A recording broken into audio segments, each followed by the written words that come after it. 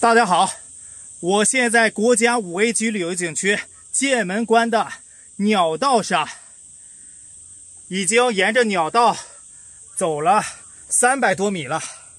从这儿给大家环视一周，对面呀就是猿挠道。鸟道的全长900米，最大落差是110米，最窄处仅30厘米。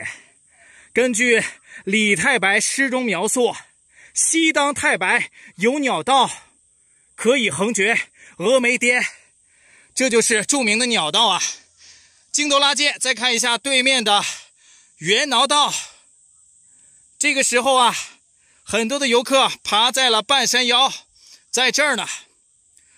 根据猿挠道也有一首诗，李白《蜀道难》中所描述的黄鹤欲飞尚不得过，猿挠欲度愁攀援。这首诗的意思就是在古代只有猿猴才能攀上去。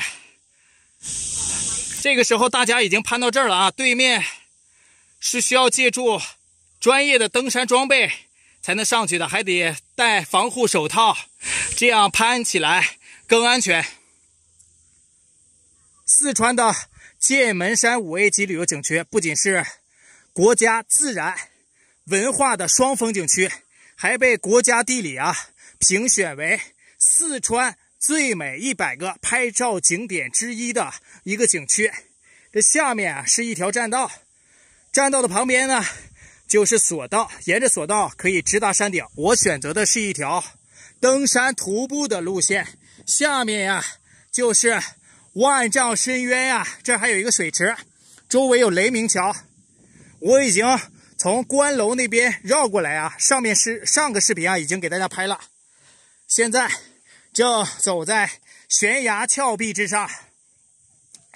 剑门关这里在三国时期，蜀国丞相诸葛亮在大剑峰这一带设置了关卡，重兵把守抵挡魏军。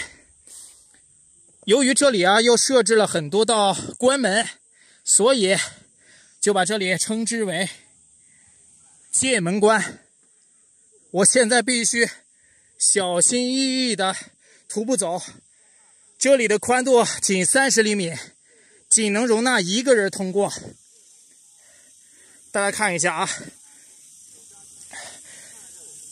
鸟道的全长一共900米，我目前才走了不到400米，还有很长的一段路，必须蹲下来小心翼翼的走。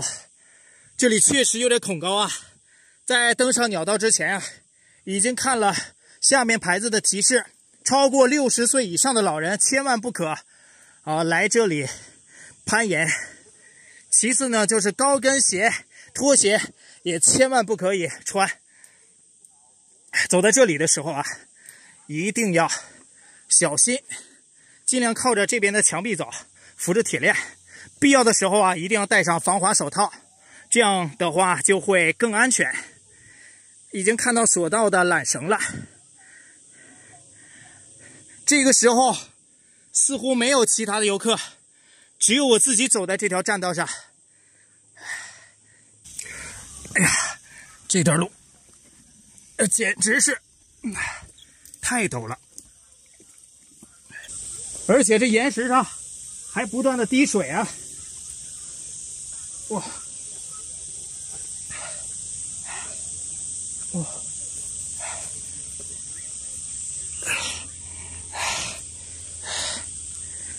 大家看一下旁边有个平台，可以用手扶着。这下面的凹槽是防滑的，有垃圾桶，每隔一段距离都有一个凹谷，可以停下来休息一会儿再走。往下面看，不用往下面看，看到往下面看。我现在蹲在石头缝这儿看看大家是怎么走的。大家说千万别往下看，是往前看。早起你不走那么快吗？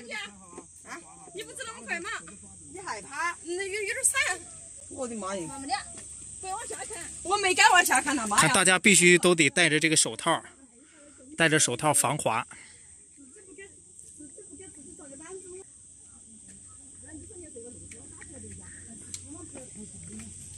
一边走啊，一边还要扶着铁链，必须要小心翼翼。哎，今天的天气啊，确实是太热了，我满头大汗，现在必须得坐在这里休息一会儿了。这边形成了一个凹槽，可以坐在这里，一边休息，一边观看山下的风景啊。最好是离这个铁链稍微远点儿。爬在这儿，确实是太吓人了。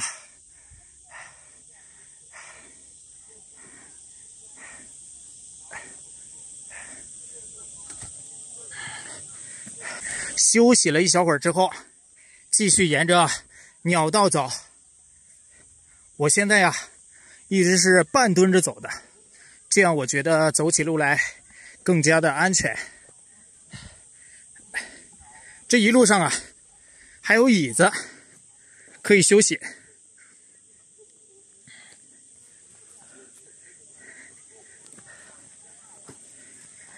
好多的游客呀，都在这里支了棍儿，还有小石头。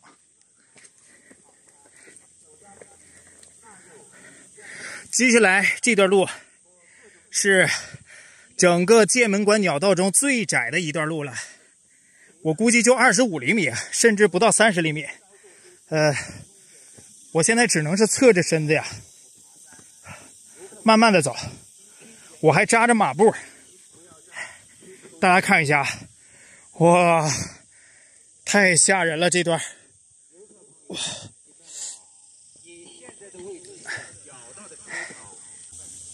偏高的游客可以在这里稍作休息，补充一点，屏住呼吸，尽量不要苦爬山。游客朋友们，景区严禁吸烟，请不要在景区抽烟。走在这段路上，我的腿啊都瑟瑟发抖啊，我也控制不住。前面就快到终点了，这边的树比较多，看起来没这么恐高。这也是整个鸟道落差最大的一段路，看下面足足有120多米了，平均是110米啊。前面有广播，就到仙女桥了，这是铁栅栏。到了晚上景区关闭的时候啊，这条路就封死了。走了足足有900多米。游客朋友们，你们好，你现在的位置是鸟道的出口。